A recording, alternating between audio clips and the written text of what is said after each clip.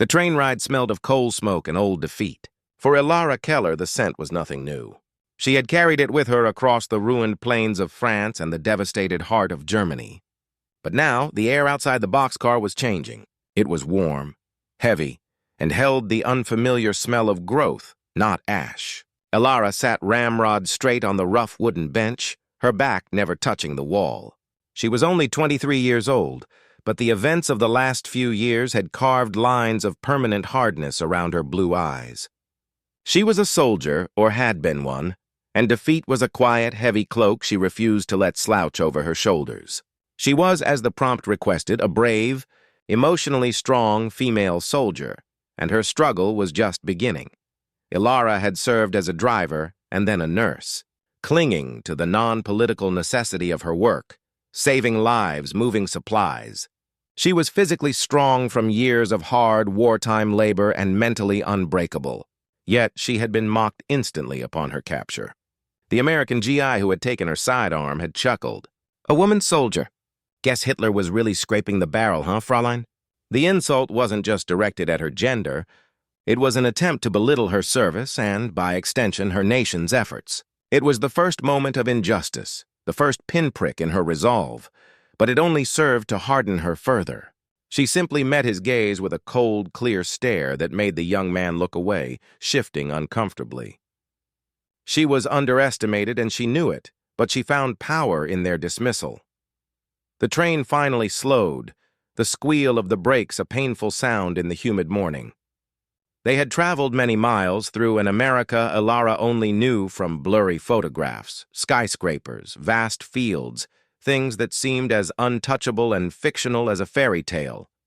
As they stepped out, blinked into the bright sun, and were herded onto the platform, the shock was immediate, a physical blow to the stomach.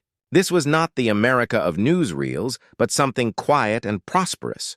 They were somewhere in Maryland, near what the guards called Fort Meade, but the setting was a small, untouched world. They were at a rural siding, and what surrounded them was utterly different from the shattered Europe they had left. The roads were smooth, black asphalt, without a single bomb crater. The utility poles were pristine, standing tall and straight, bearing thick lines that hummed with unseen power. And the air was filled with a chorus of unfamiliar sounds, the distant, happy laughter of children, the whir of a power saw, and the rhythmic thump, thump, thump of a motor running smoothly, perfectly. Ilara looked around, and next to her, a woman named Greta, who had fought in the final brutal defense of Berlin, whispered, "It is as if the war never happened to them." Their destination was a hastily constructed prisoner-of-war camp, situated not on a distant, empty prairie, but right on the edge of a small, growing town. The camp itself was standard issue. High barbed wire fences, watchtowers, basic wooden barracks. It was functional, grim, and temporary. As they were marched through the gate, they were met by the camp's commander, Colonel Hayes, and his chief security officer, Sergeant Miller. Colonel Hayes was a man whose uniform looked slightly too tight, his face red and perpetually irritated. He spoke with a slow, southern drawl that Ilara could barely understand, but the meaning was clear. He viewed them as an annoyance, a duty, nothing more.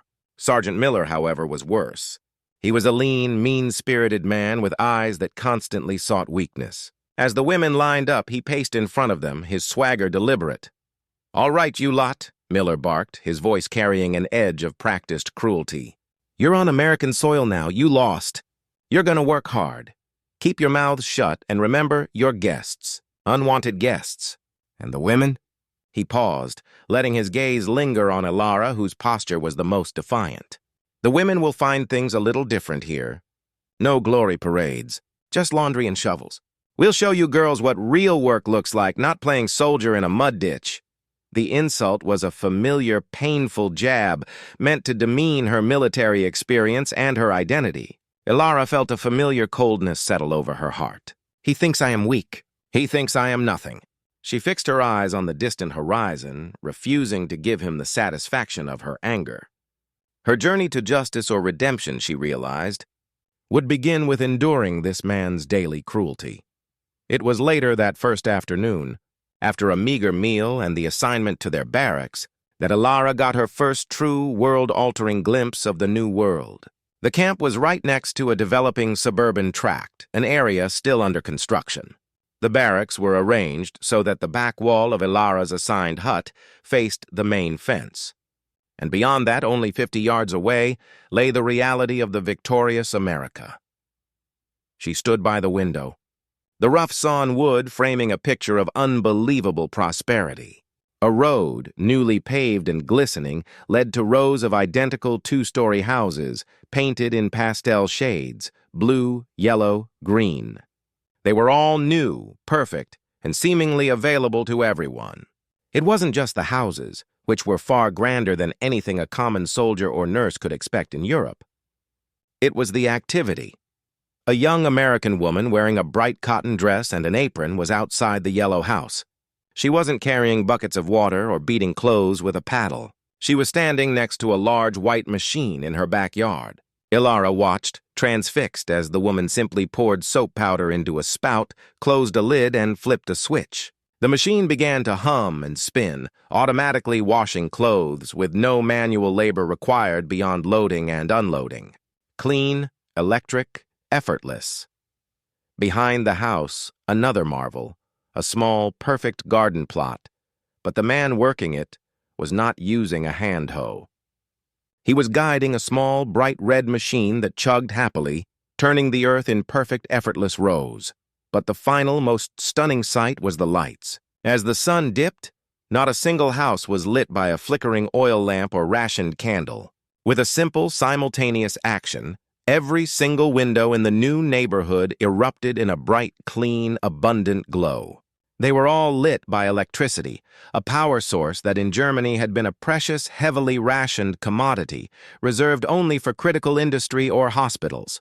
Here, it was used to wash clothes, turn the soil, and simply illuminate a life of domestic peace that seemed impossibly distant. Ilara leaned her forehead against the cool, rough wood of the window frame.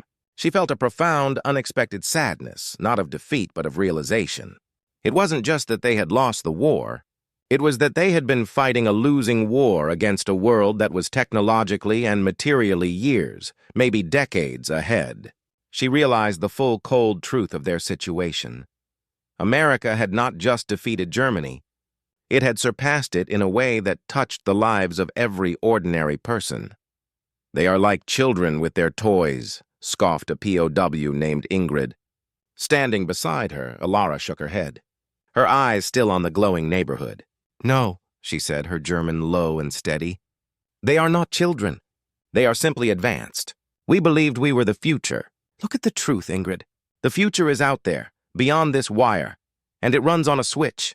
The sting of Sergeant Miller's mocking, the memory of his calloused indifference, suddenly connected to this sight.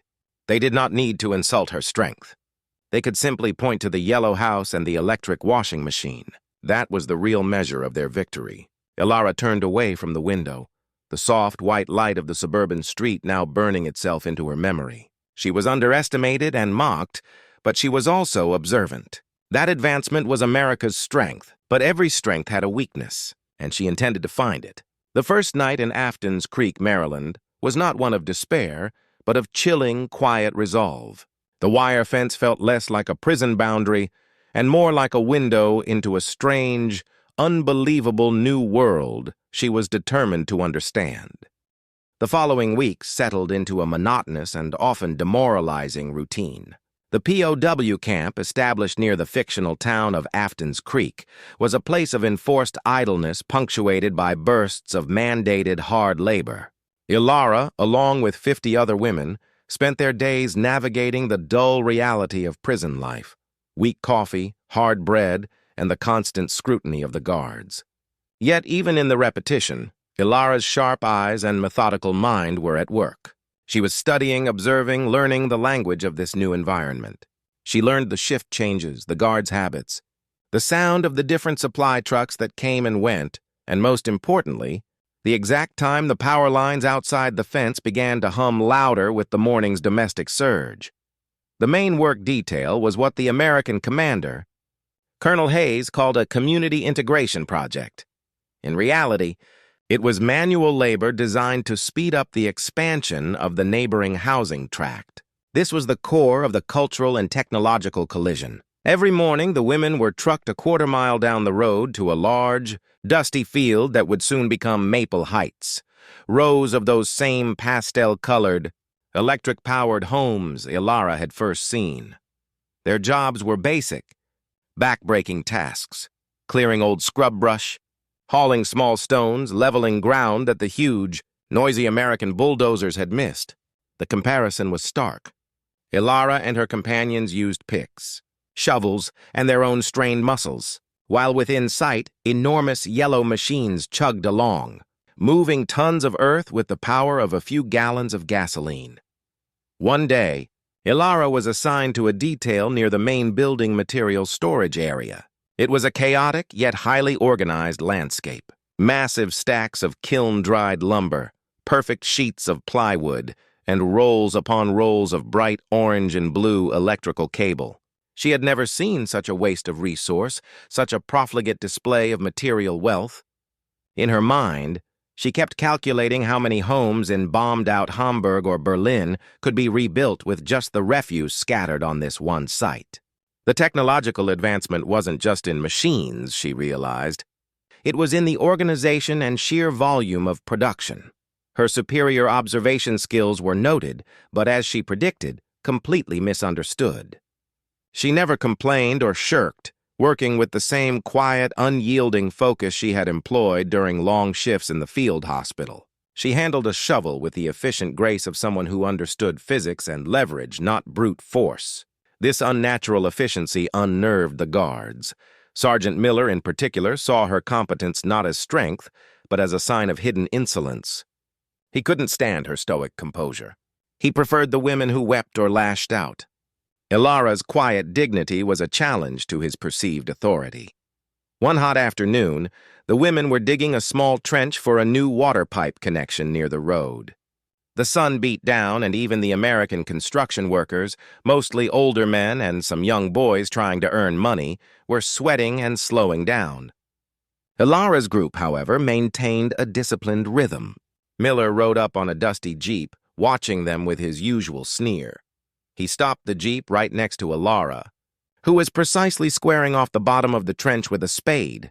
"Hey, Keller," he drawled, his voice loud enough for the nearby American construction foreman and a small group of workers to hear. He wanted an audience for his humiliation. Ilara paused, resting the spade's handle against the dirt, and looked at him, her expression neutral. She was fluent in English, having been taught it by her grandmother, but she pretended to know only basic phrases, using an interpreter when necessary. This concealment was a tactical advantage she refused to surrender. Today, she let her silence speak for her. "I was just telling Mr. Johnson here," Miller said, nodding to the foreman, "about the kind of women we got here. They like to think they're smart, think they're soldiers. They marched around in their fancy little uniforms. But look at them. They're nothing but a bunch of backwards farm girls." The foreman shifted uncomfortably, but Miller pressed on. His eyes locked on Ilara. "They grew up where light comes from a lamp and water comes from a well. They don't know nothing about this." He kicked a heavy spool of insulated copper wire with his boot. "They can't even wire a light bulb, let alone understand how to build a modern American home. We are moving faster in one day than their whole country can do in a year. You want to know why they lost, Keller? It's 'cause they're too damn slow." The insult was designed to sting, hitting two targets: her national identity and her personal intelligence. It wasn't the physical labor that hurt Ilara. She was well acquainted with that. It was the public, deliberate dismissal of her mind, her ability to understand the very things she was observing. He was reducing her to a relic of a primitive, defeated past. Ilara felt the anger rise, a hot, bitter wave, but she suppressed it instantly. She would not let him see it. She knew the power of silence. Instead, she picked up her spade, plunged it back into the earth, and continued her work with a renewed, almost violent intensity. The perfect, even cut of her spade spoke volumes more than any shouted defense, but the words had resonated. "Can't even wire a light bulb." Later that evening, back in the barracks, the other women spoke of the incident. "He is a brute, Ilara," said Greta, massaging her aching back. "Pay him no mind." "He is worse than a brute, Greta," Ilara replied, her voice soft but steady, speaking in German. "He is proud of his ignorance. He doesn't just believe we are defeated. He believes we are stupid. He believes the power lines and the clean water do the thinking for him. He thinks the technology makes him superior, not just his nation." She looked again out the window toward the bright yellow house, now fully illuminated and silent. "He said we can't even wire a light bulb." "But I have watched them. I have seen the diagrams on the supply crates. I have seen the simplicity of their standardized parts. They build these things faster because they have made the process simple, repeatable, understandable." Ilara's resolve crystallized in that moment. Her redemption would not come from defying him physically. It would come from demonstrating an intelligence he couldn't grasp. She would not just learn how advanced America was, she would learn how that advancement was built. She would understand the wiring, the plumbing, the standardized construction. She would use his arrogance against him. Her new mission was simple: observation, cataloging, and silent understanding. The fence was no longer a barrier. It was the boundary of her classroom, and Sergeant Miller, in his spiteful cruelty, had just given her the perfect syllabus. She would not just earn his respect, she would achieve justice by proving the one thing he was most certain she lacked: a superior, analytical mind capable of seeing through the veneer of easy victory to the underlying truth. Ilara's opportunity to move beyond general observation and into detailed, hands-on learning came unexpectedly. Due to her demonstrated efficiency and her remarkable ability to keep quiet, she was selected for a small indoor detail, organizing the overflow construction supply hut, a temporary shed located just outside the main camp perimeter near the worksite. Colonel Hayes, focused on quick construction and managing his paperwork, needed someone who was meticulous and could handle the sheer volume of goods. He simply assumed a German woman, being naturally tidy, would be perfect for the job. Another dismissal based on stereotype and another opportunity for Ilara. The supply hut was a sensory overload of modernity. It wasn't just construction material. It was the entire infrastructure of the new American life. Ilara spent days methodically sorting boxes of standardized plumbing fixtures, chrome faucets that gleamed, perfect copper pipes, all marked with clear factory-printed labels. She compared the American standard sizes to the metric sizes she knew from Europe, noting the ease and simplicity of the U.S. system. She learned the difference between a 10-gauge and a 14-gauge wire, not by reading a manual, but by handling the spools, weighing them, and seeing where they were destined to be installed. Her fascination, however, settled on the small domestic marvels kept in a locked corner of the hut, items that were probably surplus or destined for the house's staged interiors. One box contained a half-dozen brand-new polished steel electric toasters.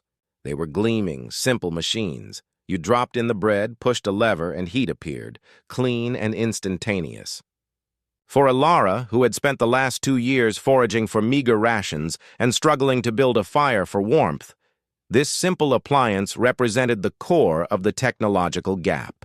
It was effortless warmth, available on demand for the most basic human need: food. She would often stare at the coiled heating element inside, wondering at the efficiency of the design. It was during this meticulous inventory work that Ilara's analytical mind began to notice small, persistent discrepancies. The commander, Colonel Hayes, was running a tight, often chaotic operation designed for speed. But chaos can be a great cover for corruption. She was responsible for checking the incoming delivery slips against the physical goods stored. She noticed that certain high-value, easily transportable items, specifically large reels of type NMB 12-2 electrical cable, the thick, standardized copper wire used for major appliances, and cases of premium canned goods and coffee, items clearly meant for American military consumption but diverted to the construction site for worker morale, were consistently being double-counted. A delivery slip would show 5 reels of cable brought in, but her physical count the next morning would always find only 4. A delivery of 10 cases of coffee would result in 8 cases in the storage hut. The difference wasn't huge, but it was constant, and the missing items were always the most marketable on a black market. She realized Colonel Hayes wasn't just managing the camp. He was running a low-level black market operation, skimming valuable U.S. government property right off the supply chain, hidden under the massive volume of the post-war building boom. The very symbols of American advancement, the copper that wired their modern homes and the luxury goods that symbolized their prosperity, were being stolen by the man in charge of their camp. Ilara's moment of emotional connection came a few days later, while she was hauling a massive, heavy crate of ceramic bathroom tiles. The crate was too large for her to grip properly, and she was struggling to move it onto a dolly when she felt a hand steady the load. She looked up, surprised. It wasn't one of the guards. It was a young, fresh-faced American construction worker, maybe 18 or 19, wearing a baseball cap that sat slightly crooked on his head. He had observed her struggle from across the yard. "Whoa, slow down there, miss," he said, his tone friendly, not mocking. He spoke slowly, realizing she was a POW. "That thing's heavy. Look, let me get the leverage on the back. Ready?" He didn't call her Fräulein. He didn't sneer. He saw a person doing a difficult job and offered simple, honest help. Together, they maneuvered the box onto the dolly. He gave the dolly a push toward the door of the hut and then paused, looking slightly embarrassed. "You guys work real hard," he said, fumbling for words. "My name's Joe Davis. I wish you weren't here, you know. Just seems like a rough deal." Ilara could only look at him, her usual defenses momentarily down. She nodded a single tiny acknowledgement, unable to use her English for fear of losing her secret advantage. She simply offered a faint, fleeting smile, a look of genuine thanks, the first one she had offered to an American since her capture. "Yeah. Well," Joe mumbled, tipping his cap slightly. "Keep up the good work." He walked away, whistling a tune. The small moment of kindness settled a new layer of resolve over Ilara's mission. The American superiority wasn't inherent to every American. It was the advantage provided by a system, and that system was being corrupted by men like Hayes and Miller, who were using the veneer of war and recovery to profit. If she could expose the corruption, she could achieve justice for herself, a justice that went beyond just freedom, but one that restored her intellectual dignity. She had been insulted as a backwards farm girl, incapable of understanding advancement. Now she was going to use her superior understanding of logistics and detail to dismantle the system's flaw. She knew where the system was weakest, and the simple sight of Private Joe Davis's kindness reinforced the fact that there was a moral center in this strange, advanced new world that would appreciate the truth. Ilara knew that simply observing the missing materials, the copper wire, the canned coffee, the textiles, was not enough. Colonel Hayes was a sloppy thief, but he was a powerful one. She needed access to the administrative side of the operation to connect the missing inventory to the man himself, and she needed a means of communication with an authority outside the camp. To achieve this, she needed to take a significant risk and intentionally sacrifice her comfort and safety. Her plan was simple, precise, and relied on her physical control and nerves of steel. She knew that the camp infirmary was staffed by U.S. military medics, not the camp guards, and it housed the main records room for personnel transfers, sick leave, and supply requests, records that might show where Hayes was assigning extra transport duty after hours. One morning, while helping unload a shipment of heavy steel pipes, Ilara executed her calculated mishap. She deliberately leveraged a long, heavy pipe in such a way that it looked like it was slipping. Instead of letting it fall completely and cause a major injury, she allowed the end of the pipe to crash down just hard enough onto her left foot, near the arch, causing a non-serious but undeniably painful and swelling contusion. She fell to the ground, crying out in a convincing mix of pain and surprise. The medics, alarmed, took her quickly to the small camp infirmary. Her foot was bandaged, and she was assigned 2 days of light duty in the administrative wing, mostly folding laundry and cleaning the floors. She was in pain, but she saw it as a necessary exchange. The records room was always unlocked. While mopping the floor, she was able to glance at the daily duty rosters and transport logs. What she saw confirmed her suspicions. Colonel Hayes had a persistent line item: late-night essential material transfer, often listing the same two transport truck numbers and the names of a few trusted non-guard staff members. Critically, these transfers always occurred between 11 p.m. and 1 a.m., long after the official workday ended. And the destination? Vague addresses for off-base storage in a town 15 miles away. Alara memorized the addresses, the truck license plate numbers, and the dates, etching them into her mind. She knew she couldn't write them down. Any paper would be found. She used a simple mental trick, associating each number with a specific letter of the German alphabet and forming a nonsense German sentence she could recall later. This was her intellectual armor, the ability to process data silently and invisibly. Her absence from the main work detail and her unusual injury, however, immediately raised the suspicions of Sergeant Miller. He knew Alara was too controlled, too professional, to make such a clumsy mistake. He saw the fire in her eyes even through the pain, and he was determined to extinguish it. On her second day in the infirmary, Miller pulled her aside into a small, stiflingly hot storage closet, away from the medic's earshot. "All right, Keller," he sneered, crossing his arms. "Let's cut the act. What are you looking for in here? The blueprints for a new U-boat?" Alara maintained her silent facade, looking at him with a steady, unreadable gaze. She spoke only in broken German, shrugging her shoulders. "Schmerzen," she said simply. "Pain." "Don't give me that, Fräulein," he hissed, his face inches from hers. "You're too smart for that noise. I see you out there. You look at the wire, you look at the trucks, you look at me. You think you're better than us, don't you? You think your defeat means nothing because you can read a supply tag." He slammed his hand against the shelf, making the bottles rattle. "You are a prisoner of war.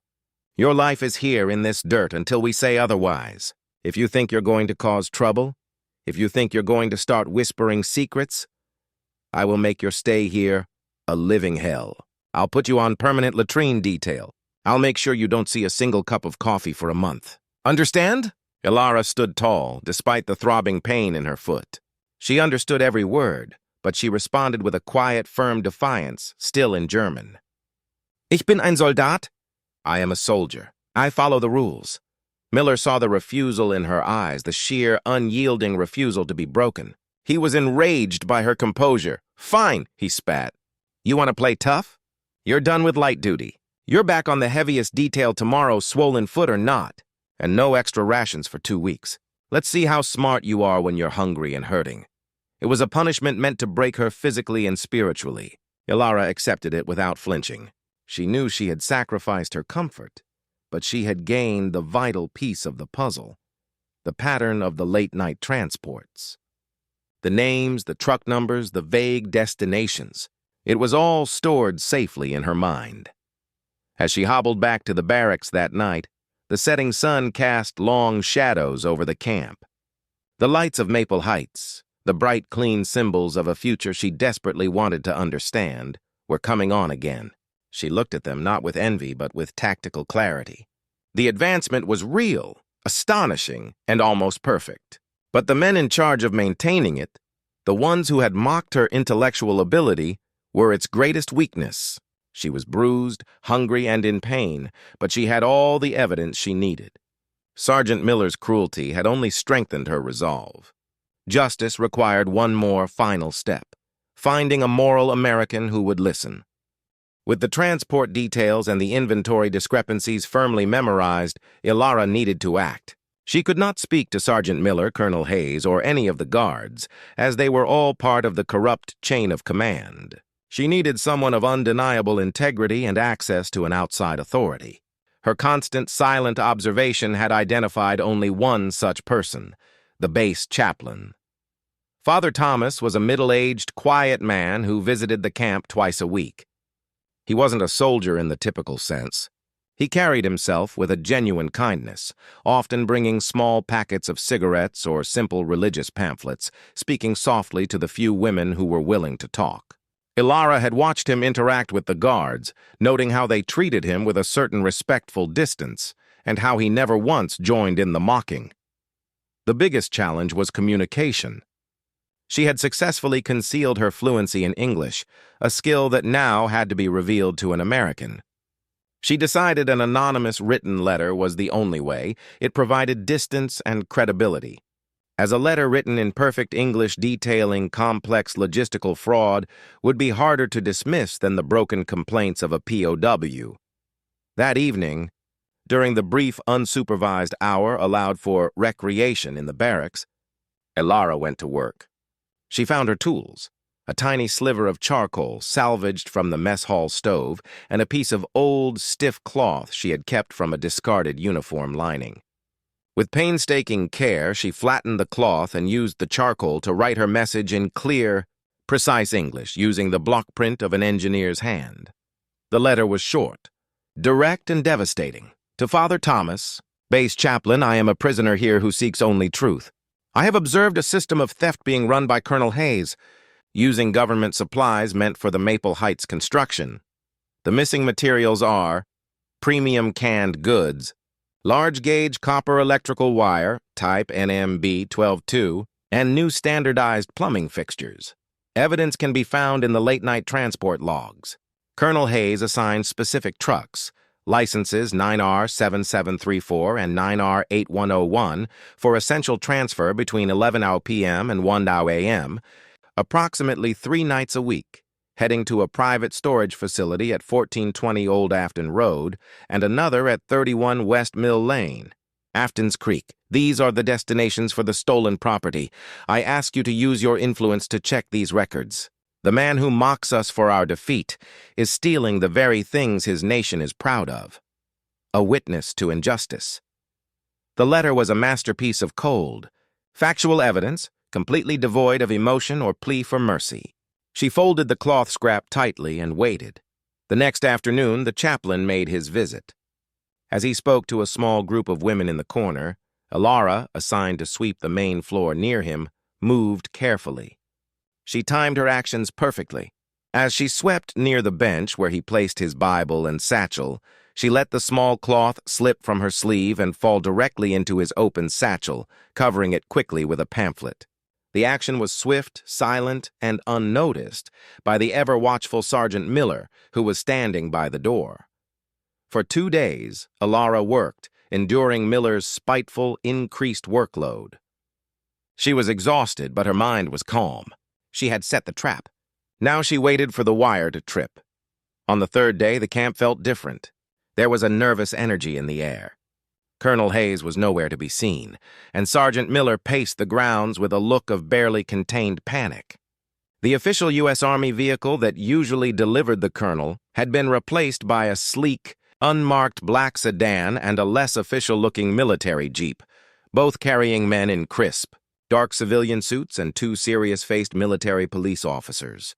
These were federal investigators tipped off by Father Thomas, who had immediately verified the license plates and the suspicious addresses with a trustworthy contact at Fort Meade. The climax arrived mid-morning. The investigators entered the main administrative building. Elara, working outside on a trivial weeding detail, positioned herself near the window. She saw the men in suits calmly confront Colonel Hayes in his office. She couldn't hear the words, but she didn't need to. The colonel's face went from indignant arrogance to sickly white fear in the space of a single minute. The military police officers then began checking the transport. Logs, the very logs Elara had risked her safety to see. Within an hour, they had their confirmation. The 2 trucks and their named drivers were called in. They confessed quickly, pointing the finger directly at Colonel Hayes, who was using the stolen copper wiring and luxury food to set up a small, untaxed distribution network in the nearby town, all while mocking the backwards people he commanded. Elara watched, her heart thumping a steady, powerful rhythm, as Colonel Hayes was led out of his own office. He was no longer the imposing commander. He was a disgraced, pathetic figure, his tight uniform now seeming to sag under the weight of his own criminality. He was escorted to the back of the unmarked sedan and driven away, his command, his reputation, and his freedom gone. Sergeant Miller, watching the entire spectacle from the barracks porch, was thunderstruck. He looked from the departing sedan to the women POWs, his eyes desperately searching for the source of this betrayal. His eyes finally fell on Ilara, standing stoically by the flower bed. He saw no triumph in her face, only a quiet, unnerving clarity. He finally truly saw the intelligence he had dismissed. He saw the fire he had failed to extinguish, but he couldn't prove anything. The letter had been completely anonymous. He knew, however, that the backwards farm girl had just dismantled his commander's entire operation. His face contorted with a mixture of fear and grudging respect, a respect he would never articulate, but which was profoundly visible. Ilara had earned her first silent victory. The fallout from Colonel Hayes's arrest was immediate and far-reaching. The corruption had been exposed. A new temporary commander, Major Evans, a career officer with a reputation for fairness, took over the camp. The difference in atmosphere was palpable almost immediately. The food improved, the work details became reasonable, and the pervasive cruelty of the previous regime dissipated. Sergeant Miller, however, faced a severe dressing down and was reassigned to a menial, non-contact administrative job on the far side of the base. He never once addressed Ilara again, but whenever their paths crossed, the fear and grudging realization of her superiority were written clearly on his face. The insult he had hurled, "Can't even wire a light bulb," had been answered by the methodical, silent dismantling of an entire criminal enterprise powered by the very copper wire he had dismissed. Ilara's journey to justice had reached its peak. The dishonest had been exposed and the truth had triumphed, all thanks to her strength and intellect. Ilara was questioned by the federal investigators. Major Evans acted as the interpreter. She admitted to seeing the discrepancies, but, sticking to her previous deception, feigned confusion about the complex system of paperwork, merely confirming the timings and numbers she had provided in the anonymous letter. The investigators, who had already confirmed her facts, were deeply impressed by her detailed, almost photographic memory of the logs. One of them, a man named Mr. Peterson, looked at Major Evans and said simply, "This woman is sharper than any clerk we have back at Fort Meade." She saw the pattern in the chaos. Remarkable. That was the true redemption for Ilara, not the freedom, but the acknowledgement of her mental capability, whispered in the corridors of American power. The strength she had carried through the war was finally recognized as intelligence. A week later, a small package arrived at the camp gate, addressed simply to "the German woman who works the hardest." Major Evans, curious, had it checked and delivered to Ilara personally. Inside the package was a simple, sturdy wooden box containing a brand-new, polished steel electric toaster. The very thing she had been fascinated by, the very symbol of America's effortless advancement. Taped to the top was a small handwritten note. "I heard what happened. It's a good thing someone smart enough was watching the numbers. This is for your new kitchen, whenever you get one. You earned it. Joe Davis, Construction, Maple Heights." It was Private Joe Davis, the young worker who had shown her simple human kindness, now a civilian construction worker. He had heard the base gossip, put the pieces together, and recognized the profound strength of the quiet POW who had stared down a corrupt colonel. The toaster was more than an appliance. It was a tangible symbol of respect, an acknowledgement that she was not a backwards farm girl, but an individual worthy of the modern world. Ilara ran her fingers over the smooth, cool steel, feeling a warmth that had nothing to do with electricity. Then came the powerful, satisfying twist. As the war cleanup progressed, the American government, facing a labor shortage and seeing the value of highly skilled, non-political workers, began a program for voluntary repatriation work.